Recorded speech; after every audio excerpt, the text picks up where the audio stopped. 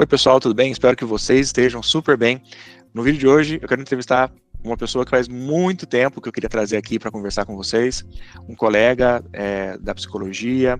Ele segue também uma linha psicodinâmica, assim como eu, mas no caso dele é a psicologia analítica, é meu amigo Jordan, e eu quero que Jordan se apresente para o pessoal aí, por favor, fique à vontade. Éramos para ser rivais de abordagem. Sim. Historicamente. Né, sim, é verdade. Bom, meu nome é Jordan Vieira, eu sou psicólogo clínico, sou mestre em psicologia clínica pelo Núcleo Junguiano da PUC de São Paulo, fui psicólogo escolar por uma década, sou quase pedagogo, eu tive que trancar a graduação em pedagogia quando eu entrei no mestrado. Que mais? Sou professor de pós-graduação, tenho grupo de estudo, tenho grupo de supervisão, dou palestra, enfim, estou aí no mundo junguiano há 15 anos, né? Beleza. Tenho 13 anos como analista já. Que maravilha. Sabe que aqui no México, Jordan, existe a dupla titulação. Por exemplo, na minha faculdade, onde eu estudei, aqui no México, eles ofereceram para eu ter o título de psicólogo e pedagogo. Que bacana. É só eu estudar um semestre mais e umas matérias aí eles me davam. Mas eu não quis saber, não. Mas eu acho legal. Eu acho legal. Ok. Então, pessoal, vocês estão vendo que o Jordan, ele é um especialista em psicologia analítica, né? Que é a abordagem criada pelo Carl Jung, que foi uma pessoa que por um tempo foi associada ao Freud, né? E muitas pessoas gostam de usar frases do Jung nas redes sociais. Não só analistas junguianos, mas até mesmo psicanalistas às vezes também utilizam, algumas escolas de psicanálise colocam conteúdo do Jung também. Então, eu quis trazer meu colega, meu amigo Jordan aqui, para que a gente pudesse conversar um pouquinho sobre alguns pontos polêmicos do Jung e desmistificar algumas coisinhas para vocês. E depois, se vocês quiserem, pode deixar nos comentários aqui alguma pergunta para nós, sem nenhum problema. Jordan, uma coisa que as pessoas sempre falam, né? Já vamos falar do elefante rosa, ou azul, ou branco dentro da sala. Psicanálise junguiana. Que diabo é isso? É um delírio. Acho que é a melhor forma de definir, assim, né? Essa ideia da psicanálise junguiana, ela vem muito forte com o autor da psicologia analítica, que é o Murray Stein, né?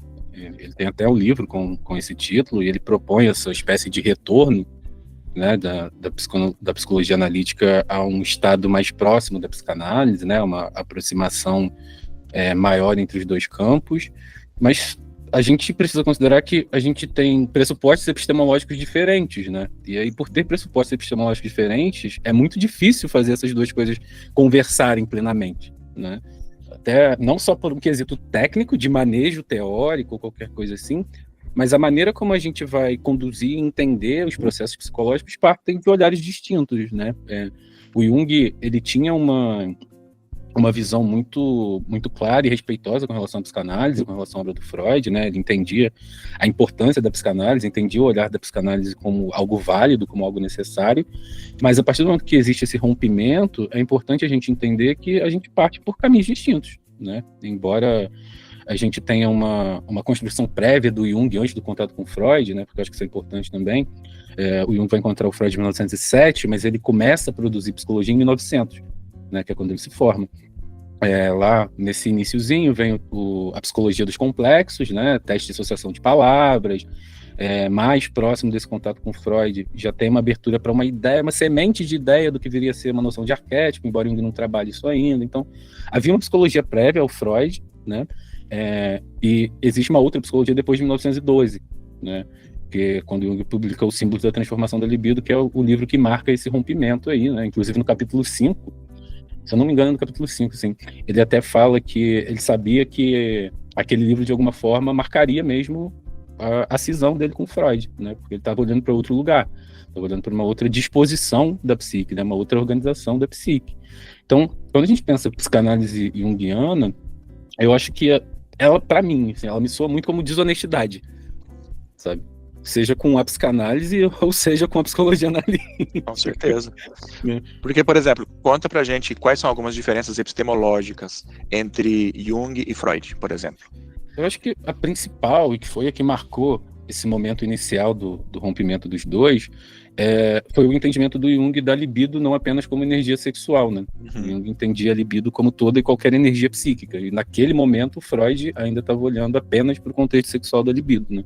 Então essa é uma das principais, assim, que vai fazer uma diferença grande nessa construção de teoria que a psicologia analítica vai tendo, né? Um outro olhar é pensar a própria questão da topologia, né? Assim, na psicologia analítica não existem as tópicas que existem na psicanálise, né? A gente não pensa uma estrutura psicológica organizada dessa maneira, assim. Porque, para falar bem a verdade, o Jung nem pensa uma psique plenamente organizada de alguma forma, assim. Quando ele coloca a noção de algumas estruturas arquetípicas, né, tipo ego, a sombra, ânima e ânimos e esses elementos, ele não está necessariamente querendo fazer uma descrição de uma organização psicológica, assim. Ele está só nomeando esses fenômenos psíquicos, né? Mas ele não tem uma ideia de estruturar a psique de alguma forma, né? E a psicanálise, não nesse momento inicial, né? Posteriormente ela vai ter essa divisão nas 3 tópicas, mas ela tem essa ideia de ter uma construção de como essa psique se organiza de alguma maneira, né? Na psicologia analítica não necessariamente a gente tem isso. A gente não tem, por exemplo, a questão das estruturas, neurose, psicose e perversão. Isso também não faz parte de pensar necessariamente a construção de um olhar na clínica junguiana, né? A maneira de se aproximar dos sonhos também, né? Sim. Vai diferir, né? A maneira como a gente vai entender o sonho, vai entender o simbolismo do sonho, de alguma forma também vai ser diferente, assim. Então, a gente consegue buscar vários pontos que são divergentes, embora sejamos ambas abordagens psicodinâmicas, né? Vamos trabalhar com a noção de inconsciente coletivo, assim. Então, que é muito, muito peculiar dentro da psicologia analítica, né, que não existe na psicanálise, por exemplo, né? Então, vão tendo essas várias diferenças epistemológicas mesmo, né, na construção de como a gente enxerga o fenômeno psíquico, né, de como a gente enxerga a manifestação da psique no mundo e no sujeito, né? Com certeza, com certeza. E isso é uma coisa, amigos, que é muito, muito relevante comentar, porque nós falamos em psicanálise que existem 7 escolas psicanalíticas. Apesar de que há diferenças entre as 7 escolas, todas elas estão alinhadas com as tópicas do Freud, por exemplo. Mesmo que o Lacan ele vai falar do sujeito, do inconsciente como linguagem, mesmo assim, com essas pequenas nuances, elas vão seguir uma mesma linha. E a psicologia analítica, ela segue uma linha diferente, como o Jordan, né, como você acabou de falar, Jordan. É uma outra maneira de ver a psique humana, realmente, sem dúvida nenhuma.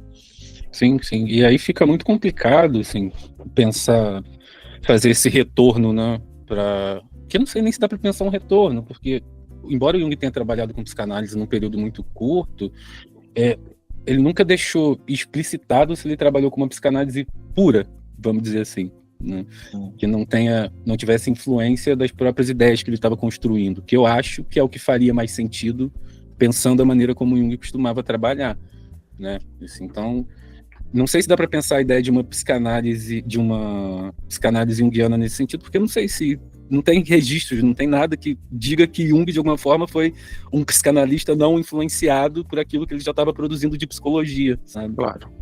Então, e o Jung, ele falava depois de 1913, ele falava em psicanálise, assim como na psicanálise, isso, aquilo, ou ele não usava mais essa expressão? Falava, usava recorrentemente como exemplo, tanto que tem o volume 4 das obras completas, se chama Freud e a Psicanálise, né? Então, mas ele cita como exemplo, assim, olha, amigos, vejam só, não como teórica, né? não como material teórico, ou sim? Como base, às vezes, mas para fazer uma distinção do que ele tá. quer dizer. Por exemplo, olha, a psicanálise trabalha nessa vertente aqui, observa o fenômeno dessa maneira, e aqui a gente está partindo para esse olhar, aqui a gente está partindo para esse outro entendimento, assim. Tem inúmeros momentos na obra do Jung em que ele retoma a obra de Freud, retoma o que Freud estava produzindo, assim, inclusive depois do rompimento, o Jung continuou consumindo a obra do Freud, né, e continuou referenciando a obra do Freud conforme ela acontecia, e ele também produzia a sua própria psicologia, assim. Para ele, embora tenha sido um momento muito duro, o rompimento, né, ele não colocou Freud de escanteio, vamos dizer assim. Ele continuou considerando o que a psicanálise produzia, assim, né? Não só Freud, né? Jung consumia os outros autores ainda ali, né, daquele momento histórico, assim. Então, isso passava, obviamente, por psicanalistas, né, mas passava por quase tudo que era produzido de psicologia, não só na Europa, né. Jung tinha muito interesse na psicologia americana, assim, tanto que o William James tem uma grande influência na maneira como Jung pensa a psicologia, na maneira como ele constrói a própria psicologia. Que legal. Então o Jung, ele referencia as obras do Freud, mas justamente para fazer a diferenciação com a teoria dele. Ele não diz, olha, de acordo com Freud, né, o que ele faz é um contraste, né, ele sinaliza na obra dele que o trabalho dele é outro, distinto da psicanálise. Sim, tem alguns momentos que ele até vai colocar, por exemplo, assim, olha, a psicanálise entende até aqui, né, o Freud entendeu até aqui, e eu considero que o Freud falou, mas eu estou querendo ver outra coisa. Né? Quando a gente pensa, por exemplo, na questão da psicologia da infância, assim, Jung não deu uma ênfase muito grande nos processos infantis, porque ele considerava que o que a psicanálise produzia nesse sentido da infância era bastante satisfatório, né? Então, ele falava da infância, falava de algumas perspectivas dele para o desenvolvimento infantil, mas ele considerava que a psicanálise tinha um olhar interessante, né, sobre como a gente pensar esses processos de desenvolvimento psicológicos na infância e tudo mais. Então, muitas vezes ele usava para fazer essa marcação também, assim, olha, a psicanálise olhou até aqui, mas eu acho que talvez tenha essa outra coisa, assim, mas estava sempre trazendo a psicanálise, o Freud, como algum ponto de referência, mas não necessariamente como uma influência no que ele estava produzindo a partir dali. Entendi. Legal. Uma outra coisa que as pessoas costumam dizer do Jung, e isso é totalmente obra do Ernest Jones, né, e também é perpetuado hoje, é o Jung místico, né, tanto que vários aí existem cabalas junguianas, coisas, né, e o que dizer disso? O Jung era um místico? Eu acho que essa é talvez uma das coisas mais, uma das destruições de reputação, assim, mais bem-sucedidas da história, né, que o comitê secreto do Freud com o Ernest Jones conseguiu produzir, assim, né. Se a gente for pensar no radical, né, na etimologia da palavra místico, como aquele que lida com o mistério, Jung era um místico. Se a gente for pensar no sentido New Age da coisa, não, Jung não era um místico. Assim, com incenso, iluminar os chakras, assim. Não, Jung tinha uma postura muito científica, na verdade, né, com relação à psicologia, assim, e com a maneira de fazer psicologia, né. Ele tinha esse entendimento de uma necessidade empírica, de uma necessidade de um certo pragmatismo naquilo que estava sendo produzido, né. Então, a noção do Jung místico ela é muito prejudicial, foi muito prejudicial lá naquele momento da formação do Comitê Freud-Jones, né, que foi final de 1912 até praticamente 1916, 1917, não lembro agora exatamente quando acabou, mas foi um assassínio de reputação, né, que incumbiu o Jung dessa alcunha de místico, assim. Jung, e qual é a problemática aí, né? O Jung se interessou pelos fenômenos psicológicos, né? E aí, dentro dos fenômenos psicológicos humanos possíveis, vão estar as religiões, vão estar, por exemplo, a alquimia, que foi um exemplo demonstrativo que ele usou mais para o final da vida, mas usou, né? Vão estar correntes filosóficas, né, que ele chegou a observar, como o gnosticismo, né, como o zoroastrismo. Ele observou tudo isso, mas o interesse do Jung era observar como isso interagia com a psique e que fenômenos psicológicos isso produzia, né? E muitas vezes as pessoas usam a ideia do Jung místico como uma forma de validação para os próprios pontos de vista, né? Quase como um viés de confirmação, assim. E aí deturpam e distorcem aquilo que Jung disse como se ele quisesse validar qualquer coisa. Por exemplo, o Jung tem um livro de 1952, se eu não me engano, que é sobre fenômenos ocultos, um mito moderno sobre coisas vistas no céu, que é um mito sobre OVNI, fenômeno OVNI. E aí o Jung começa o livro dizendo assim, esse livro não tem a intenção de provar que o fenômeno ufológico é real, tá? Nos primeiros parágrafos do livro, assim. E nesse livro, ele vai descrever como o fenômeno ufológico representa uma espécie de mitologia, porque traz temas mitológicos né, de salvação que vem dos céus, de seres iluminados, mais evoluídos e tudo mais. Então ele vai discorrendo nesse quesito mitológico da coisa e como isso reverbera psicologicamente, né? Ele fala, inclusive, que é muito curioso que esse fenômeno tenha ganhado visibilidade depois da Segunda Guerra Mundial, que era um período em que a gente psicologicamente, coletivamente, estava muito fragilizado, né? Então a ideia desses seres que poderiam nos salvar de alguma forma poderia vir para compensar um pouco, né, essa fragilidade coletiva, psicológica que a gente está vivendo. Então ele discorre só em cima disso, né? Desse fenômeno num aspecto psicológico, simbólico. Muita gente usa o fato de ter escrito um livro sobre o fenômeno ufológico dessa perspectiva, que é clara e nítida, que ele mesmo coloca, como se ele estivesse querendo validar a existência de fenômenos ufológicos. Pois é. Então vai tendo essas distorções. A mesma coisa com a alquimia. Para que serve a alquimia na psicologia junguiana? A alquimia é um exemplo, é uma metáfora. Só isso. Assim. Só isso. É uma metáfora do que Jung entendia que deveria ser um processo de desenvolvimento psicológico, né? Porque, para ele, o que os alquimistas faziam, né, nesse sentido metafórico, era transformar um material bruto em algo refinado, que é o que a psicoterapia faz, né? Você pega o material bruto e ali no trabalho do setting terapêutico você refina isso para outra coisa, para a pedra filosofal, né? Que é uma versão melhor, né? Uma versão mais desenvolvida, uma versão mais elaborada, enfim, né? A gente pode pensar diversas formas disso, mas você sai de um material bruto para outra coisa, tem um processo de transformação, né? Então a alquimia para Jung era isso, era uma metáfora para o que acontece num processo de análise, né? Que é um exemplo que ele vai usar já mais para o final da vida, assim, mas era nessa direção, não era num sentido místico da coisa alquímica, de transformar as coisas, sabe, de uma maneira metafísica, transcendental, assim, porque isso não fazia parte da maneira como Jung entendia que a psicologia deveria funcionar, né? Mas o Jung, ele era um especialista, assim, um gênio em encontrar eventos e elementos na história como maneiras de representar a psicologia que ele estava construindo, assim. Então a alquimia foi parte disso, a mitologia foi parte disso, né? Foram exemplos para representar dinâmicas psicológicas, para representar fatos psicológicos, para representar a maneira como a gente poderia entender a psique se desenvolvendo, ou processos psicológicos, assim. E aí, nesse sentido do Jung místico, né, isso foi, né, bastante difundido lá pelo comitê Freud e Jones, né, mas também foi reforçado pelos biógrafos do Freud, né, em especial o Peter Gay e a Rudinesco, né. Eles também reforçaram bastante essa ideia, assim, e que é infundada, né, assim, se você estuda a obra do Jung e consegue entender minimamente do que ele está falando, você vê que isso não tem lastro na realidade, né. E aí, a partir dos anos 60, acontece um fenômeno de apropriação do Jung pela nova era, pelo movimento hippie nova era. O David Tasser tem um livro que se chama Jung and the New Age, em que ele mostra como vários dos elementos teóricos foram sendo cooptados por esse movimento, né? Como essa noção de arquétipo foi sendo diluída até virar essa coisa quase controlável, que muitas vezes é tratada nas redes sociais ainda hoje. Ativar o arquétipo. Ativar arquétipo e outras doideiras nessa direção, assim, né? Ele fala como a ideia do inconsciente coletivo ganhou esse caráter místico, que não tem no Jung. Né? No Jung, inconsciente coletivo não tem nada de... Porque as pessoas fazem parecer que inconsciente coletivo é como se fosse o cérebro dos X-Men, né? Que tá todo mundo conectado o tempo inteiro. Vem por aí. E não é isso que o Jung pensa, assim.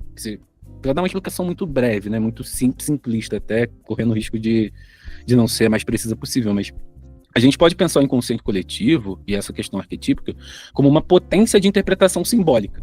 Né? Como a gente tem a mesma base cerebral, estrutural, né? A gente tem a mesma possibilidade de formar os mesmos símbolos. Né? A gente vai tender a formar símbolos semelhantes, formar os mesmos símbolos ou coisas assim. Então, de maneira muito simples, a ideia base por trás de inconsciente coletivo parte daí.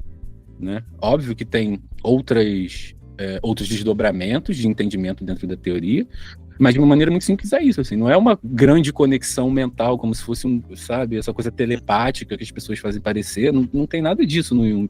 Mas isso foi sendo cooptado e abraçado pelo movimento Nova Era, assim, entre outras coisas, né, entre outras distorções. O Jung, então, ele observava elementos espirituais, por exemplo, mas de um ponto de vista científico, né? Não que o material dele fosse em si algo religioso ou espiritual, né? Não, o objetivo do Jung era entender como esses fenômenos humanos repercutiam na psique, né? E como a psique repercutia nesses fenômenos, né? Como a psique produzia esses fenômenos e como esses fenômenos interagiam com a psique depois de produzidos, né? Quer ver um outro exemplo que é muito usado? É a questão da astrologia. Né? O Jung, ele chegou a fazer um estudo sobre astrologia, que está até no volume 8/3 das Obras Completas, no Sincronicidade, em que ele meio que tentou observar se o mapa dos pacientes, o mapa astral dos pacientes, condizia com as questões que os pacientes estavam trazendo ali, né? E aí, o resultado que ele coloca lá olha, não tem nada de conclusivo aqui. Tem nada de conclusivo aqui. E aí ele até descreve, assim, isso por volta do parágrafo 840, mais ou menos por aí, assim, que a astrologia, assim como um relógio quebrado, às vezes pode apresentar um resultado correto, mas a gente não tem evidência nenhuma de que ela seja 100% efetiva. Exatamente. Então, não quer dizer... E aí ele reforça, eu não estou aqui validando, dizendo que a astrologia é real ou não é, mas no ponto de vista psicológico... Efeito Forer. Não tenho como dizer que ela é esse grande provocador da personalidade, né? Esse grande catalisador da personalidade. Né? Mas ele tinha, por exemplo, um interesse na astrologia, como ela tendo sido uma das primeiras psicologias do mundo. Né? Porque ela era uma forma de tentar entender a personalidade, de agrupar essas personalidades, né? Entender comportamentos. Então ele entendia a astrologia como uma protopsicologia, em algum grau. Né? Tentava explicar o funcionamento psíquico das pessoas. Sim. Né? E aí ele vai falar que por conta disso a gente pode considerar o simbolismo que a astrologia tem, a gente pode, porque se alguém está muito identificado com essa ideia que o signo tem sobre a própria personalidade, obviamente isso vai influenciar a maneira como essa pessoa interage com a realidade. Sim, né? Sem dúvida. Mas é um efeito posterior. Sim. Né? Então, a gente pode considerar essas relações e tudo mais, mas não é uma questão de validar a astrologia ou entender a astrologia como um fenômeno real, acurado psicologicamente e tal. Então, tem outros exemplos, né, como o próprio uso da mitologia. Quando o Jung vai escrever os símbolos da transformação, a questão do arquétipo ainda não tinha esse nome, né? Mas é essa questão que vai marcar muito o que foi usado pelo Ernest Jones, né, pelo Comitê Freud Jones, para definir o Jung como um místico delirante, né? Foi essa ideia do arquétipo e um mergulho na mitologia como uma representação de dinâmicas psicológicas, né? Porque nesse livro é a primeira vez que o Jung traz a ideia do arquétipo do herói como sendo um análogo ao desenvolvimento do ego, né? Então o Jung vai falar que o ego, assim como o herói, vai passando por diversas provações, vai passando por diversos momentos de transformação, né, até que consiga amadurecer e tudo mais. E aí ele faz uma investigação histórica, né, em diversas mitologias, né, onde ele fala do monomito, né, da jornada do herói, não lembro se pela primeira vez, mas eu acredito que sim. Fala sobre a jornada do herói e tudo mais, né, traçando esse paralelo. Né. Olha, as mitologias estão trazendo a história do desenvolvimento do ego humano. Né. Eu não sabia. O Jung que criou essa expressão, jornada do herói? Eu não sabia. Não acho que tenha sido ele que tenha criado a expressão, tá. não. Tá. Eu não lembro se foi o Campbell que criou, se já existia antes do Campbell, né? O Campbell populariza a jornada do herói. O Jung usa o termo monomito, que é outro nome para a jornada do herói, na versão inicial do livro, mas nas correções já aparece monomito, jornada do herói. Né? Mas nas versões iniciais eu acredito que não estivesse como jornada do herói. Mas o que o Jung vai fazer é isso, olha, as mitologias estão contando a história do desenvolvimento do ego. Né? As mitologias são um reflexo, né, de processos psicológicos, né? São um reflexo das dinâmicas humanas. Né? Elas são só estão escritas numa linguagem simbólica, né? Numa linguagem metafórica, mas elas nada mais são do que o drama humano, né, sendo contado de uma maneira coletiva. Né, de uma maneira que permita outros sujeitos se identificarem, outros sujeitos aprenderem, né, porque o mito, historicamente, ele tem um valor pedagógico. Né? A mitologia tinha essa função de mostrar o mundo para os sujeitos. né? Era através da mitologia que as pessoas entendiam o funcionamento da realidade, né? Então, esse olhar mitológico, o Jung vai pensar como sendo uma representação desse inconsciente, demonstrando essas dinâmicas psíquicas, né? E trazendo, principalmente na questão da jornada do herói, né? Lá no símbolo da transformação, como isso estava ligado com o desenvolvimento do ego, né? E aí o comitê Freud-Jones pegou isso como se fosse um grande delírio de ácido, assim, uma grande viagem de ácido do Jung, sabe? Para justificar misticismo e qualquer coisa nesse sentido, né? Isso só foi intensificando. Quando a gente pega as cartas, né, especialmente as cartas do Ernest Jones, é notório o empenho dele, né, nessa campanha difamatória, assim. Tem uma carta assim que eu lembro bastante, que ele fala que não haviam sinais da infecção suíça de Jung em um determinado congresso que tinha participado, assim, e tal. Então tinha todo um fomento a essa ideia do misticismo mesmo, para descredibilizar completamente o Jung, né? Então isso já vem de muito tempo, mas para tentar responder agora, depois de dar toda essa volta, se o Jung é místico ou não, o Jung não é místico, né? E o Jung entendia os fenômenos místicos como fenômenos psicológicos, e aí valia a pena para o Jung olhar para o que é chamado misticismo de uma perspectiva psicológica, né? E única e exclusivamente nessa direção, não como uma forma de validação dessas crenças, não como uma forma de deturpação de uma psicologia nesse sentido, assim. O interesse do Jung era, olha, isso é um fenômeno humano, né? Isso é um fenômeno psicológico, então vamos olhar para isso do ponto de vista psicológico, o que a gente consegue entender de psicologia a partir daí, né? Tanto que ele teve diversos contatos com povos primevos, né, povos originários, diversas culturas nesse sentido também, para entender como essas psicologias se desenvolviam, né? O que isso poderia trazer para a gente de pistas e indicativos sobre a psique, né? E aí para ele valia a pena observar tudo que era fenômeno psicológico, assim, independente do título que eles teriam nesse sentido, sejam fenômenos religiosos, fenômenos sociais, fenômenos históricos, assim, porque eram produtos da psique, interagiam com a psique e de alguma forma reverberavam, né, em cima disso. Com certeza. E hoje, Jordan, por exemplo, uma pessoa que tem interesse em conhecer a obra do Jung, por onde você acha que ela deve começar a ler?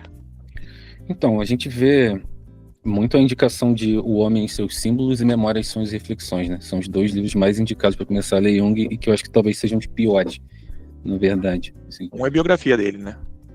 É suposta, né? Porque na verdade porque na verdade, assim, o Memórias, Sonhos e Reflexões, ele foi produzido da seguinte forma: a Aniela Jaffe era secretária do Jung, né? Ela também é analista junguiana, mas ela era secretária do Jung à época. E o livro foi produzido num estilo de sessões, assim. O Jung chegava, começava a falar sobre a vida dele e tal, e depois isso era organizado, esse conteúdo foi organizado e editado, mas tem uma problemática nisso, né, que o Dr. Sonu Chandazani traz no artigo dele Memórias, Sonhos e Omissões, né? O Sonu Chandazani, só para fazer um esclarecimento, é talvez um dos maiores historiadores da obra do Jung e da psicologia analítica, assim, né? É um dos maiores especialistas que a gente tem nesse sentido.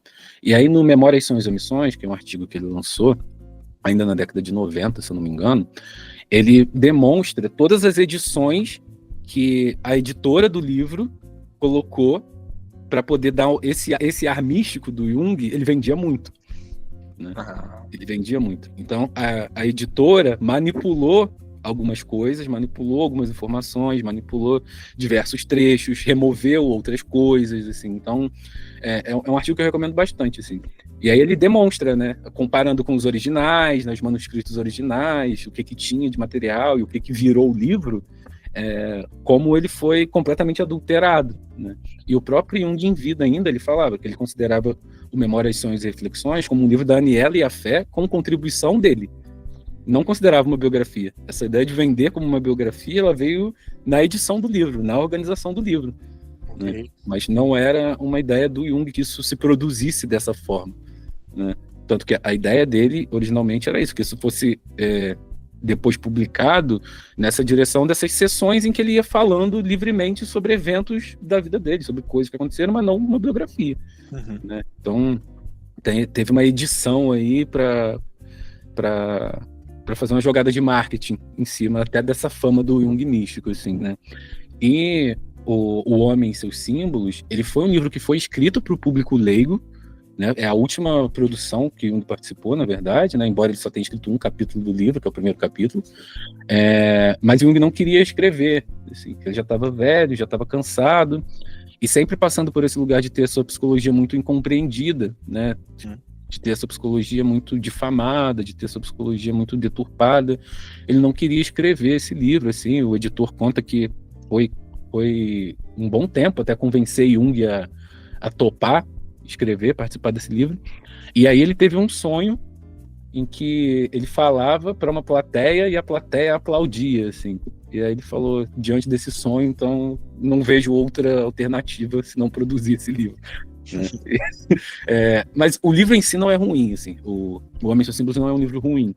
Só que, para quem quer começar a estudar Jung, eu acho que o ideal é estudar Jung.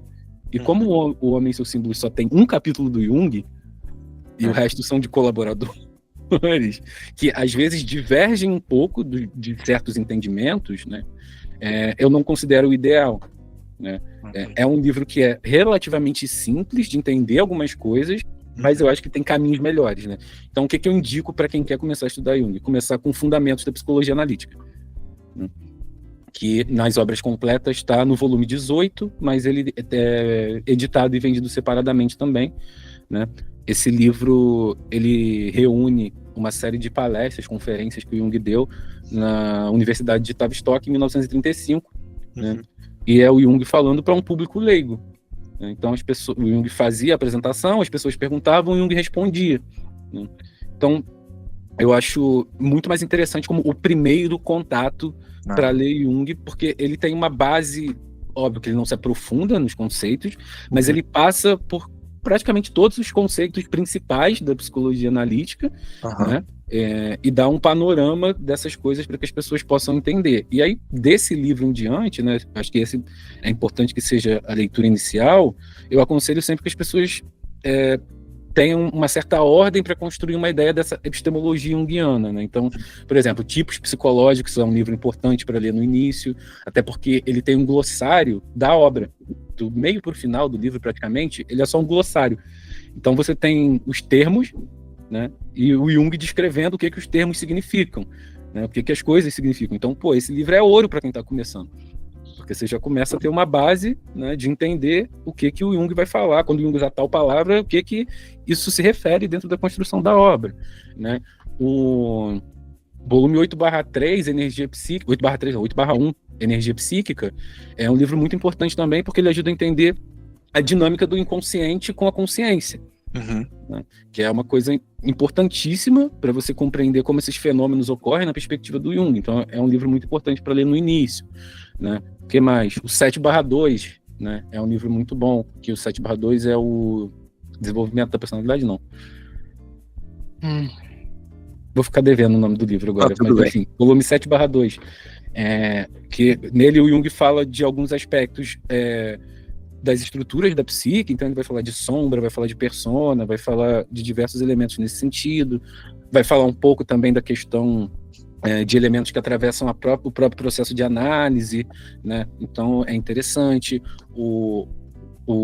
Abreação, Análise dos Sonhos e Transferência é um livro interessante, que é o 16/2, é um livro interessante para ler no início, porque ele fala um pouco de como os elementos do inconsciente e da consciência se manifestam no setting, né, e às vezes sobre manejo dessas coisas, assim. Ou A Prática da Psicoterapia, que é o 16/1, é um livro muito bom também. Enfim, no meu site eu tenho uma série de posts, assim, que eu indico um certo roteiro, e lá no meu canal do YouTube também eu tenho alguns vídeos indicando, assim, uma ordem mais que eu julgo, né, nesse tempo todo aí no meio junguiano, e também dando aula dentro desse campo, que eu julgo interessante para quem está começando, assim. Legal, eu vou deixar na edição, eu vou colocar o seu site aqui aparecendo para o pessoal, teu site, e também o link do teu canal para o pessoal se inscrever. Ah, bacana.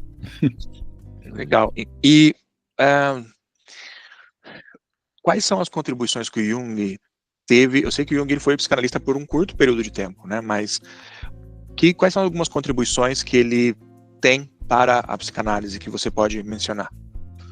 Então, eu acho que uma das fundamentais é a ideia do analista também se submeter à análise, né? Assim, que acho que isso acabou moldando não só a psicanálise, mas acabou moldando o campo da psicoterapia como um todo, né? Para além até das psicodinâmicas, né? Assim, acho que para a psicologia se tornou importante e fundamental entender que quem quer exercer esse lugar também precisa sentar do outro lado primeiro, né? De alguma forma, assim, e tá disposto a ter essa coragem, né? Porque é um ato de coragem muitas vezes, em muitos momentos, né?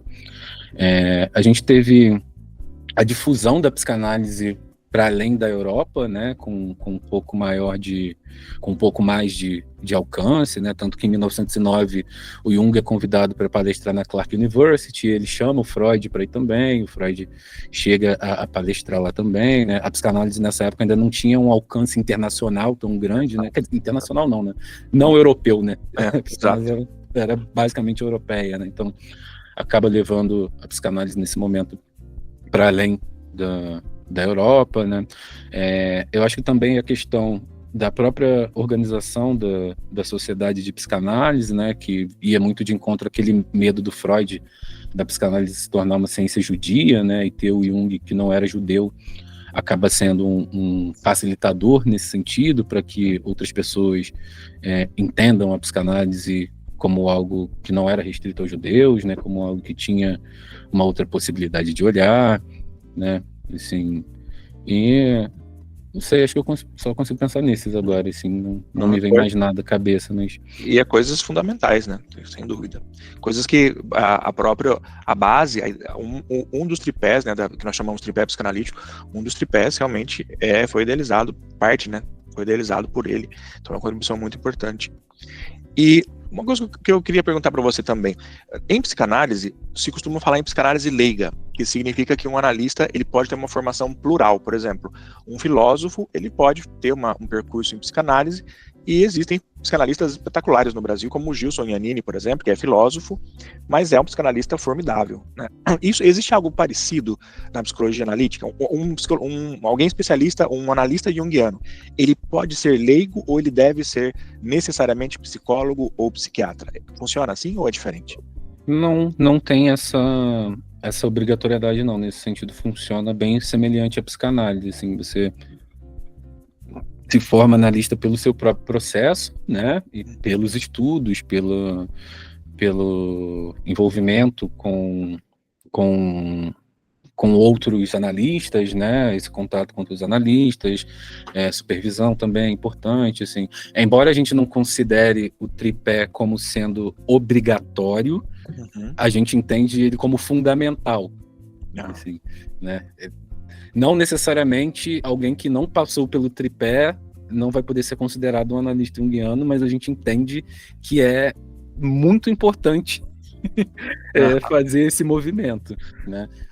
Mas sim, a pessoa pode ser um analista de outras formações, né? Pode ser um analista de outras áreas, assim.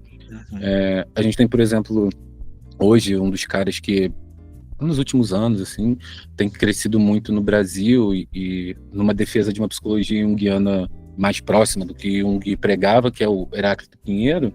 Ele é historiador de formação, inicialmente, né? Depois é que ele foi fazer psicologia, mas ele já era analista junguiano, né? Então, é possível, sim, você vir de outros campos, vir de outras áreas e conseguir se desenvolver dentro da psicologia analítica, assim, né? Mas eu recomendo que quem tem interesse, quem tem essa curiosidade, assim, que busque lugares sérios, porque, infelizmente, a psicologia analítica acaba sofrendo de muita picaretagem, assim. Sim. Né? Acho que a psicanálise também sofre disso, né? Mas eu acho que a psicologia analítica, infelizmente, ela é um terreno muito propício para plantar papel de trouxa. Sim. Porque como ela trabalha essas temáticas, né, que passam por esses temas aí, né, de misticismo, entre muitas aspas, né, que são considerados místicos, religião, coisas assim, ela é muito, muito utilizada de uma maneira muito torta, sabe, em muitos lugares, de uma maneira muito equivocada, e que se o Jung visse, com certeza ele morreria de novo, assim, né, com a leitura que fazem da psicologia dele. Então, é importante buscar lugares que sejam sérios, assim, porque, infelizmente, e talvez eu vá ser achincalhado e cancelado por isso, mas muitos dos lugares muito grandes no Brasil, que se vendem como junguianos não tem nada de Jung. Assim, Olha. só o nome. Só o nome. Quando você vê o que é produzido, quando você vê a aproximação com a teoria, é outra coisa, assim. Muito mais próximo de autores junguianos, autores pós-junguianos que já se distanciam do Jung, muitos até marcam um certo rompimento com o Jung, né? Tem a sua própria, seu próprio entendimento, né? Mas com uma ideia de certa superação de Jung, porque é um negócio muito comum dentro do campo junguiano, assim, a ideia de querer superar Jung, né? Como se ele fosse um obstáculo a ser vencido, né? Então tem muitos autores dentro do campo que tem uma vertente assim, e muitos dos lugares muito grandes no Brasil caminham nessa direção, assim. Então é importante, por isso que eu acho que é importante ler o Jung primeiro, assim. Porque quando você lê o Jung primeiro, você vai conseguir identificar quando essas coisas acontecem, sabe? Você consegue perceber aonde estão as discrepâncias, aonde o que está sendo vendido como Jung não é Jung, né? Mas sem ler o Jung primeiro não tem como perceber isso, porque é muito fácil vender qualquer coisa como junguiano, muito fácil. Sim. E existem dissidentes dentro da psicologia analítica? Pessoas que fundaram suas abordagens a partir daí, ou isso não é um fenômeno tão comum? Não é tão comum como na psicanálise, mas a gente tem, por exemplo, o James Hillman, né, que é um autor que tem a psicologia arquetípica, né, ok. Que é, segundo ele, né, porque é um autor que eu não gosto, assim, não gosto mesmo, mas segundo ele é uma evolução da psicologia analítica. Ok. Né? O próprio Murray Stein, com a psicanálise junguiana, também pode ser considerado nessa direção, assim, né? Tem um autor, que é o Andrew Samuels, que ele tem um livro, eu não vou lembrar agora em qual livro que ele fala isso, mas que ele vai falar que, não que eu concorde exatamente com essa divisão que ele faz, mas é um marco meio utilizado dentro do campo, assim, de que a gente tem 3 escolas dentro da psicologia analítica, né? A psicologia junguiana clássica, que são os autores que trabalham mais próximo do Jung e até os junguianos ali de primeira geração, né? Marie-Louise von Franz, Barbara Hanna, né? Que são pessoas que estavam próximas do Jung nesse momento inicial, né? Da formação da psicologia analítica. A gente tem a psicologia analítica desenvolvimentista, que seria a partir dos trabalhos do Michael Fortran, né? Que é um analista inglês, que tem um foco muito grande na infância e nos primeiros anos de vida como a área de estudo dele, né? E você teria a psicologia analítica arquetípica, que são os que estão mais próximos do James Hillman, que vão por essa ideia de que tudo é arquetípico, né? Então todos os fenômenos psíquicos e todas as relações que são construídas da psique com o mundo, na perspectiva do James Hillman, são arquetípicas, né? E isso contradiz a noção do Jung de funcionamento psíquico, assim. Então tem esse marco, né? Então, dentro do campo, normalmente tem essa distinção aí em 3 escolas, mas não é necessariamente uma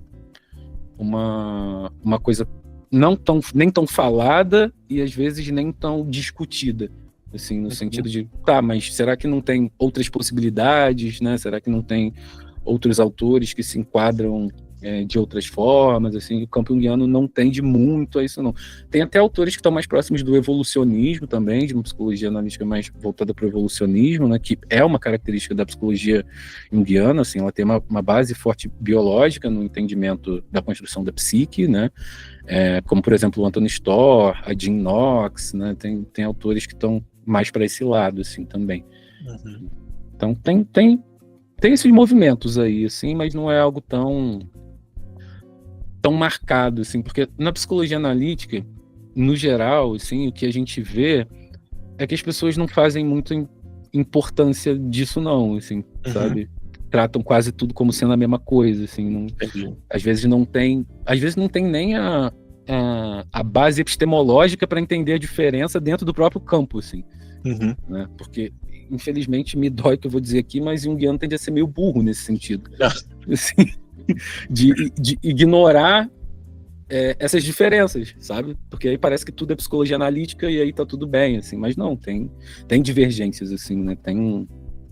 Tem aspectos epistemológicos que não se conversam, assim, para voltar ao início do nosso papo, né? Mesmo dentro dessas escolas da psicologia analítica, assim. Não, imagino. Uma coisa que eu sempre costumo dizer Quando, às vezes eu vejo assim nas redes sociais, uma pessoa falando, eu amo psicanálise, por onde eu começo? Aí alguém fala, estuda Jung. Eu, hã? Eu até quero saber a tua opinião. Eu costumo dizer o seguinte para pessoas quando falam coisas assim. Se você quer trabalhar com a psicologia analítica, estuda o Jung, não estuda a psicanálise. Você vai se confundir, porque se você estudar os dois ao mesmo tempo, você vai se confundir. E se você quer ser psicanalista, não estuda o Jung. Se você quer ser analista junguiana, não estuda a psicanálise. Ou um ou outro. Ou então, a pessoa até pode estudar os dois, mas estuda bem um, conhece, aí depois vai pro outro, aí começa a estudar. O que você acha disso, Jordan? Você acha que tem sentido? Eu acho que é importante saber demarcar os campos, né? Sim. Então, para entender Jung, ter alguma base, alguma noção psicanalítica ajuda. Né? Ter algum entendimento de processos que a psicanálise estava apresentando, especialmente até o momento do rompimento, né, do Freud e do Jung, assim, ajuda, como eu falei, o Jung faz muita referência a Freud, coisas da psicanálise, então ajuda a ter alguma noção de psicanálise, ajuda a ter algum entendimento, assim, então facilita, não é obrigatório, mas facilita algumas coisas, mas é importante ter clara essa demarcação que são campos epistemológicos distintos. Né? Assim, e eu acho que é isso que muitas vezes as pessoas não fazem questão de separar, né? Tratam como se fosse tudo a mesma coisa, né? Assim, e aí acaba sendo problemático, porque se você não conseguir fazer essas distinções epistemológicas, você não vai conseguir entender as diferenças entre essas duas coisas, né? Você não vai conseguir entender por que uma se constrói de um jeito e se aplica de um jeito, e outra se constrói de outro e se aplica de outro, né? Assim, eu comecei a estudar Jung, eu ainda não tinha tanto conhecimento de psicanálise, né? Porque eu comecei a estudar Jung por conta da mitologia, na verdade. Foi um pouquinho antes de iniciar a graduação em psicologia, né? Como eu gostava muito de mitologia, o Joseph Campbell sempre citava o Jung, assim, eu fui começar a estudar Jung. Né? Mas aí quando eu cheguei na graduação em psicologia, eu fui me direcionando mais para análise do comportamento e psicanálise, né? Foram as duas coisas que mais me interessaram no início, assim. Então, fui estudando essas duas áreas e tal, até voltar a estudar mais Jung, assim, né? Me aprofundar mais no Jung. Você chegou a estudar psicanálise, então, um pouquinho? Cheguei. Legal, não sabia. Eu gostava. Eu gosto de psicanálise, assim. Eu não tenho nada contra, não, assim. Na verdade, eu acho bem interessante, na verdade. Mas foi uma área de interesse, assim. Foi uma área de estudo. Um dos meus livros preferidos do Freud é o Psicopatologia da Vida Cotidiana, assim. Legal. Que legal. Mas eu li a obra do Freud, assim, tinha bastante interesse, né? Mas acabou que, por identificação, mais mesmo, a psicologia analítica foi fazendo mais sentido para mim, né? Mas no início da graduação eu tinha interesse tanto em behaviorismo, né, e psicanálise. Eu comecei a minha formação em psicanálise, meu percurso em psicanálise, antes de estudar psicologia. Aí quando eu entrei na faculdade de psicologia, e logo no comecinho, que é assim, a história da psicologia, já vem behaviorismo ali logo de cara. E como eu já tinha meu percurso em psicanálise, eu olhava pro Skinner com uma cara de nojo. Tanto que eu não chamo ele de Skinner, eu só chamo ele de burros. Né? Chamo só burros. Você gosta da teoria do burros? É o primeiro nome dele com pronúncia brasileira, né? Então, e eu fiquei até hoje, dá uns tremelique em mim de falar de behaviorismo. Mas enfim. Quando eu comecei na graduação, acho que a minha primeira aula, uma das minhas primeiras aulas foi justamente sobre o behaviorismo, né? Assim, e como eu tenho uma questão de socialização, tinha uma questão de socialização muito grande por conta do autismo, o behaviorismo me chamou muita atenção nesse sentido, né? De ser uma forma de... muito errado isso que eu vou falar agora, mas era uma forma de adestramento de si mesmo, assim. Pra me comportar socialmente de uma maneira adequada, né? Então, meu interesse inicial no behaviorismo passou por aí, assim, sabe? De um jeito de tentar me comportar de um jeito socialmente mais adequado. Né? Enfim. Tá joia. Maravilha, Jordan. Então, eu agradeço bastante. A gente estava conversando há 1 hora já. Eu não sei na edição como é que vai ficar, mas nós conversamos um pouquinho mais de 1 hora, nas minhas contas aqui. E eu estou muito satisfeito, faz muito, muito tempo que eu queria trazer você para cá, para a gente conversar. Quem sabe a gente até pode marcar outros encontros, porque eu acho super interessante, muito culturalmente importante, tanto do meu ponto de vista, tanto para quem é psicanalista, como para quem tem interesse na obra do Jung, de conhecer que existe esses dois lados, que é uma mesma família, né? A família das abordagens psicodinâmicas, a psicanálise e a psicologia analítica estão ali na mesma família, digamos assim, são diferentes, mas elas têm pontos em comum, né? Eu tenho colegas que foram ex-psicanalistas e hoje são analistas junguianos, né? Eu falo que eles são Jung versão 2.0, né? Que tem um amigo meu que eu falo, é Jung 2.0, que ele era psicanalista, tem uma super formação em psicanálise e hoje ele é junguiano. Tudo bem, Não, tudo bem.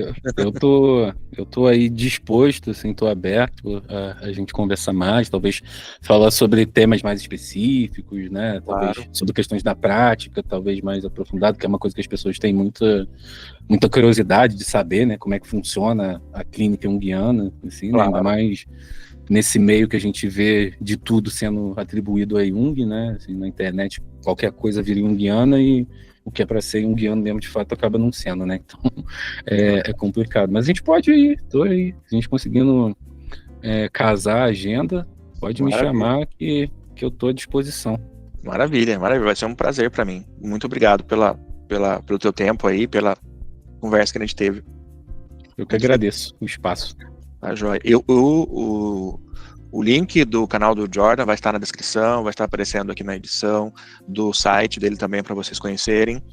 E eu convido vocês para conhecerem, sim, o material do Jordan. Ele tem, nas redes sociais, ele tem muitas postagens muito interessantes, muito divertidas, inclusive. Vale a pena você ver, vocês conhecerem, tá bom? Me segue lá, gente. @psijordanvieira. É isso aí. Segue o Jordan lá nas redes sociais, amigos. Então, Jordan, um abraço para vocês que estão vendo esse vídeo. Não se esqueça de se inscrever, deixar o teu comentário, tua pergunta. Se você tem uma pergunta, você está vendo o vídeo, tem uma pergunta para o Jordan, deixa aqui nos comentários. Eu encomendo, não. Eu encaminho. Eu encaminho uma pergunta para o Jordan para ele responder aqui, ou responder no canal dele, de repente. Tá bom? Maravilha. Um abraço para vocês que estão aí. Não se esqueça de se inscrever no canal. Se inscreve no canal do Jordan também. E a gente se vê num outro vídeo. Obrigado, Jordan. Eu que agradeço.